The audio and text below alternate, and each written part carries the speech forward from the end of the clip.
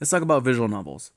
I made a hint of them in that Charlotte review I made a while back, and if you want a primer on the visual novels, what they are, I'd suggest checking out the two videos I link in the description. They give a really good description and summary of like what they are and like how they work. Now, if you don't want to spend 20 videos to watch both of those videos, in short, they are games that were popularized in Japan with little to no gameplay outside of reading. There are exceptions here and there, of course, and it varies from game to game.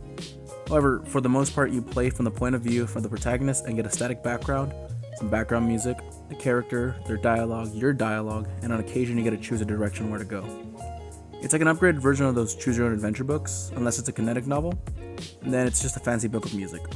And with each new route that you play, you would have already had things unlocked from the previous goes at it, and there's usually multiple endings and one true ending.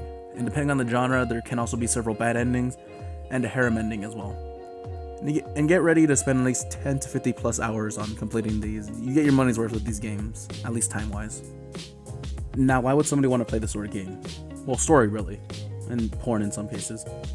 Good amount of dating sims usually have you go through like a process of events, and if you get to choose a heroine, there may or may not be sex scenes later on.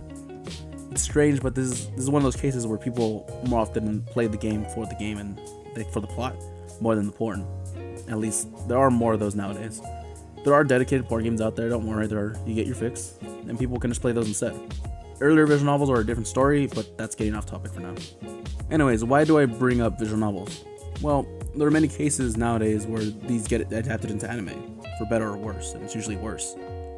Now, as mentioned in that Charlotte video, Key has a couple of them, and Canon was the first one. They got two anime, one in 2002 by Toei, and one in 2006 by Kyoto Animation. I haven't seen the first one, and maybe one day, but from the screenshots I've seen, I might not go back anytime soon. And most of Key's stories tend to revolve around high school romance, with various stories being told. Two other prominent visual novels that they turned into anime would be Air and Clannad, with Clannad being one of the more popular shows. Air is a bit mixed with people on how they view it, but most people tend to agree Clannad and its 2 seasons are better. I check out both of them, and of course, Key also made other visual novels, and they just had anime, but they actually come out more recently, but I recommend playing those over watching them really, at least initially. As for Angel Beats, well, you got a game called Angel Beats First Beat after the fact, but I haven't heard anything else from that really. And another company with visual novels that got adapted that were romantic in nature was Naval, and they got Shuffle and Oretachi ni Tsubasa wa Nai, and animated a few years back. Shuffle was fun, and I did enjoy it because I had a weird concept with demons and angels being in the human world. But I lost interest with Oretachi because the story was convoluted, and while recording the actual opening for this video, I don't know what the hell was going on, so I just kind of lost interest, and I probably won't go back anytime soon. And if that isn't enough romance for you, well, Midori's F A Tale of Memories was also adapted, and both seasons F A Tale of Memories and A Tale of Melodies can easily be found pretty cheap. I found both DVDs for $10 at a convention. It was pretty cool. But let's say romance isn't up your alley. Well, first off, give any genre a shot. There's some good stuff out there. There's also some bad stuff out there.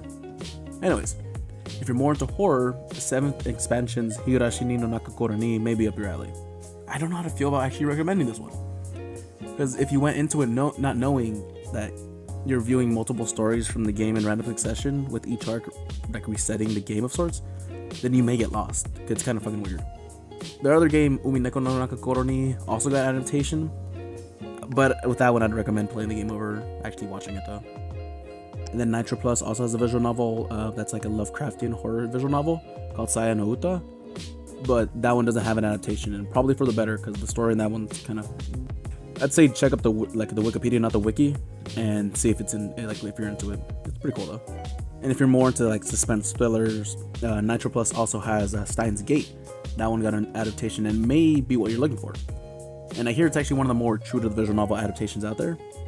And it's a bit of a shame when it comes to visual novels and adaptations. You're bound to lose some of the story and from the source material, because it's, again, 40 hours jam-packed instead of 12, 26, at best maybe 40 episodes.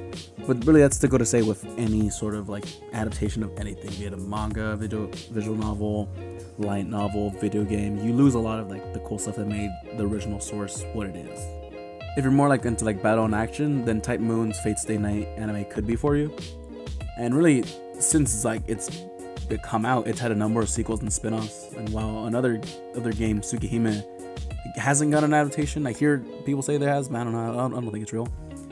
It has gotten a fighting game called Melty Blood, and it's good stuff. I usually play Satsuki or Sion. Those are my favorites. But if you want to see these characters like even more animated, there was a project where Type Moon said, "Fuck it, let's get the characters from Fate Stay Night and Tsukihime and just have a spin-off, and just be like, let's just have fun."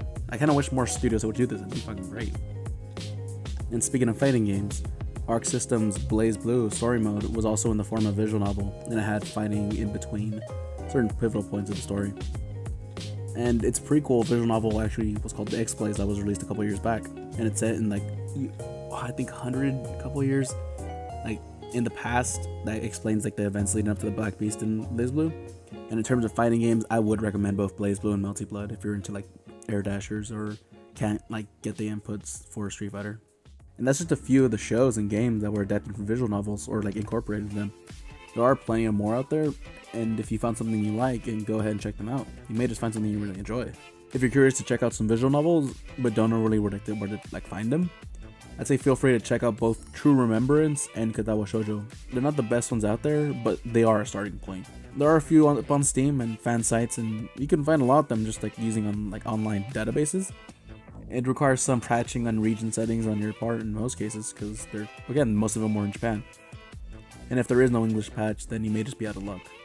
If that's the case, have fun learning Japanese, because otherwise you're not going to get a translation. It may actually be worth it in some cases, because there's some pretty cool shit out there. I can't play because I don't know how to speak Moon, man.